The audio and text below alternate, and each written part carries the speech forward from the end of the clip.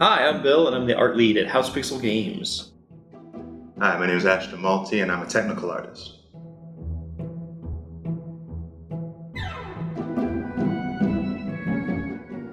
We're a small studio, so with the time and resources we have, modularity is important.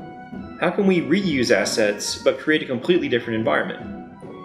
We use different materials and lighting to redefine assets, giving them a variety of mood and purpose throughout the levels.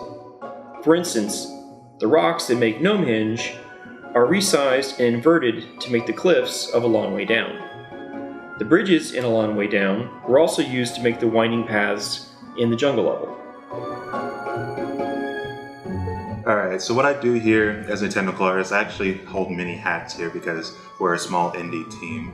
And as a technical artist, it's my job to make sure that the things that we put in as art are as optimized as possible so you can have the most streamlined gaming experience at 60 frames per second is normally our goal.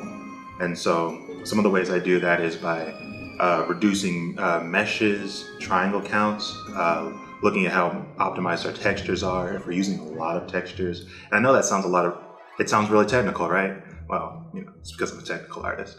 But I also do things like visual effects, which is one of my most favorite things to work on for this game, because visual effects in video games are some of the more juicy parts because you get to see how your actions really explode on screen. And so when you're playing Mowin Throwin and you have that wow moment, it's probably because of the particle effects because I made them. Yeah.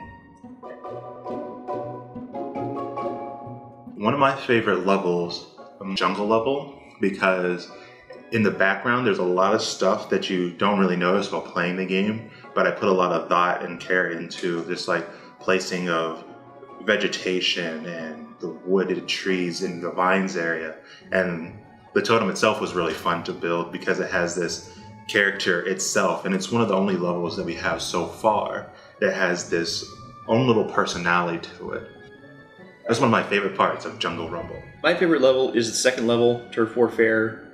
I got to put my personal stamp on that environment because I really like terraces, and so it was really fun to make this sort of lush, very sculpted garden area for the gnomes, kind of showing and accentuating how much the gnomes care about their environment, that not only would they care enough to turn lawn mowing into a competition, but that care for the lawn shows in their outer world in other ways as well.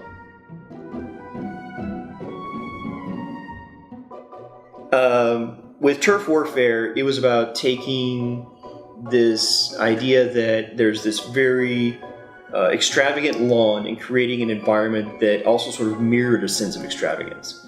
So it was kind of well, how can we show that? Well, since gnomes care about lawns, maybe they really care about the lawns around their homes, and these particular gnomes have highly sculpted environments. The next step beyond that, once I kind of had the idea, was I started off with a 2D painting, an overpainting of a screenshot from the game, and then I would show it to Guy, and I would show it to the other artists, and show it to Mark, and they would give their feedback, and then I would go back and do it and push the idea a little further, and then once we had all agreed that that kind of environment matched kind of the idea that seemed to work, I would then start to build it in engine. We bounce things a lot off each other, and it sort of seems to inspire something to take it to the next level and the next level and the next level, and it's that kind of group effort that really brings the polish and brings that final look to the game.